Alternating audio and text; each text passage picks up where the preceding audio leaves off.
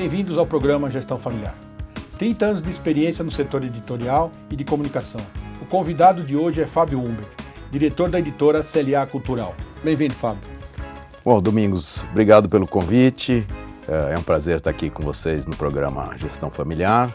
Fábio, como todo pai e dono de empresa familiar, o maior medo de todos eles é proteger demais o filho, porque eles não sabem o que pode acontecer lá na frente. Então, como é que vocês agiram em relação a isso? Seu pai foi muito mais duro, muito mais tranquilo, como é que foi?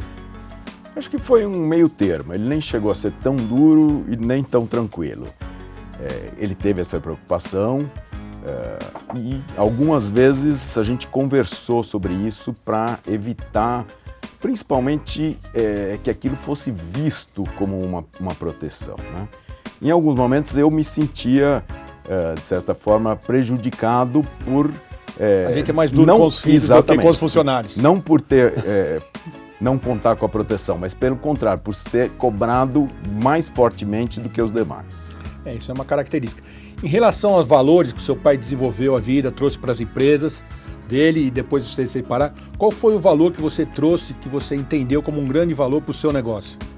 Eu acho que tem várias coisas que eu aprendi com meu pai e que eu mantenho na minha vida e sobre as quais eu converso com ele até hoje. Acho que uma das coisas mais importantes assim, é a ética, que foi uma característica que ele sempre mostrou muito fortemente, ter esse comportamento ético, não só no discurso, mas na prática. E essa é uma lição que eu procuro carregar comigo. Ter um comportamento ético, manter uma postura ética para poder chegar à noite, encostar a cabeça no travesseiro e dormir. Conta um pouquinho da trajetória que você veio nesse voo solo, vamos chamar assim, porque você tem filhos, seus filhos o que esperam do negócio ou se não esperam, como é que você enxerga isso? Bom, vamos começar pela história da editora. Eu sempre me interessei pela parte de livros e era uma área em que o meu pai não tinha muito interesse em atuar. A editora, quando ele criou, ela tinha mais uma função de atender a empresas dentro da área de comunicação que queriam fazer uma publicação especial, uma coisa desse tipo. Então, quando eu assumi o comando da editora, eu decidi que eu queria fazer também livros, além de livros para empresas, livros para o mercado, os chamados livros comerciais, livros que se encontram nas livrarias. Essa foi uma das coisas diferentes que eu fiz. E, por exemplo, você tem que pensar, um dia você vai ter que ter sucessor. Não sei se você tem sócio na empresa, se você é sozinho, porque eu vejo a seguinte coisa, todos nós criamos as empresas para os nossos filhos. Já falei isso até aqui, que esquecemos de perguntar se é isso que eles querem. Por exemplo, eu tenho 3 filhos, né, você conhece, e sabe que é difícil, porque a gente prepara eles que gostassem e amassem as nossas empresas. E a gente sabe que é difícil isso, porque nem todos sonham como a gente e nem todos vão poder entender as dificuldades que a gente passa e as noites sem dormir. Então eu queria que você falasse um pouquinho sobre isso. Hoje eu não tenho uma expectativa ainda formada em relação à continuidade. Eu estou vendo aí o início, né, da vida profissional da minha filha e o meu filho ainda não começou essa caminhada. Então, talvez seja cedo para eu me preocupar com essa questão, embora, lógico, a gente olha para frente e fala, bom, não somos imortais, né? Uma hora... Só o cara lá em cima que sabe. Uma hora vai ter que passar para alguém ou fechar o negócio ou vender para alguém, né? Se não houver uma continuidade. Vamos esperar para ver também. E o que mais você contaria sobre a editora que a gente possa colocar? Esse mercado segmentado de editores são muito fortes, são empresas familiares nacionais, são muito mais multinacionais. Como é que esse mercado?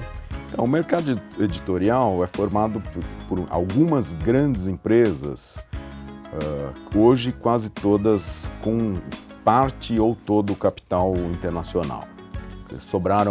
Todas começaram familiares, sim, mas o negócio cresceu, algumas empresas estrangeiras olharam para o mercado brasileiro e viram que havia interesse, havia potencial para crescimento, ou compraram ou se associaram às editoras maiores.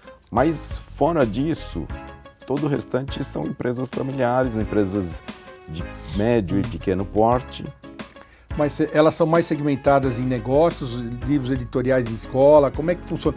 Porque quando eu vejo essa parte editorial, até baseado no que a gente conhece, eu não consigo enxergar uma sucessão, tirando da cultura que eu vi agora, que aconteceu, Saraiva, são maiores, bem mais estruturadas. Eu enxergo que as empresas são de médios para menores, entendeu? Eu não consigo enxergar a sucessão e continuidade desse negócio. Você acha que isso é que gera a venda lá na frente, porque o fundador não consegue enxergar o negócio? Ou é porque realmente... Eu acho que pode acontecer realmente a venda, mas a venda acaba sendo viável para as editoras maiores, né? As menores não têm o potencial para atrair um comprador estrangeiro. Eles teriam potencial para se fundir, caso o fundador esteja já com mais idade, esteja cansado, queira passar e não tenha realmente sucessores formados, a tendência é ou ele se associar, ou passar para alguém, fundir ou vender. Porque quando a gente fala em editora, a gente fala muito nas universidades, se fala muito de estudo de caso de empresas, varejos, essas coisas, e você não consegue enxergar uma empresa de estudo de caso na área editorial, que eu me lembro, até para poder discutir, ou seja, estratégia, seja sucessão, seja gestão de pessoas, essa área toda de administração. Então, por que isso não é muito mais divulgado? Porque talvez até nós, eu vou chamar o Brasil inteiro, não está acostumado a ter uma leitura com frequência, o número de índice é muito baixo das pessoas que leem. Não sei se você tem esse número que você possa até nos dar. Realmente o índice de leitura no Brasil é muito baixo comparado a outros países.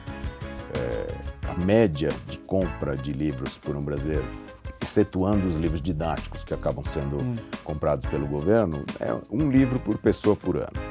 É um número muito baixo. Isso em relação ao mundo ou outros países, como é que... Muito baixo. É mais baixo, inclusive, que países vizinhos como a Argentina, Uruguai ou Chile.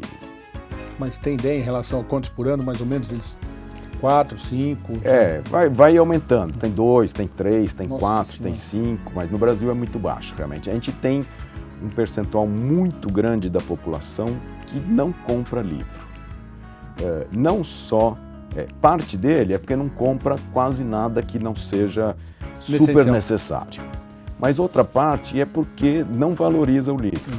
Quer dizer, é uma pessoa que fala assim, poxa, o livro é caro, não vou gastar R$50 num livro. Mas vai ao cabeleireiro e gasta 150, 200 reais sem piscar. Que os cabeleireiros não nos ouçam. Pois é. Fábio, nós estamos encerrando e eu vou deixar para você fazer o encerramento, as suas considerações finais. Obrigado por ter vindo, o papo foi maravilhoso, entendemos um pouquinho mais sobre a editora e eu vou deixar para você fazer as considerações finais, então. Então, tem uma coisa que eu gostaria de falar, que nós não falamos. Uma das áreas aí em que eu lancei livros nos últimos anos foi a área de empresas familiares. Publiquei vários livros seus. Apostou e a gente agradece muito. Apostei, é um segmento que tem uma boa vendagem tanto para o empresário pequeno e médio principalmente, mas também dentro das universidades. Hoje tem muito curso que tem matéria sobre empresas familiares. Até então, está na grade curricular. A gente sente uma demanda desse público universitário. E queria adiantar aqui em primeira mão que em breve nós vamos ter um novo livro de Domingos Rica na praça. Nos próximos meses deve ser lançado. E essa é em primeira mão, não tínhamos contado para ninguém. Tá? Esta eu também fui pego de surpresa. Quero convidar a todos para o lançamento do livro. E já que o Fábio soltou essa primeira mão, vamos sortear também no dia uns livros especiais para os nossos telespectadores. Agradeço a participação do Fábio, obrigado a todos. Qualquer dúvida, visite o nosso site. Até o próximo programa.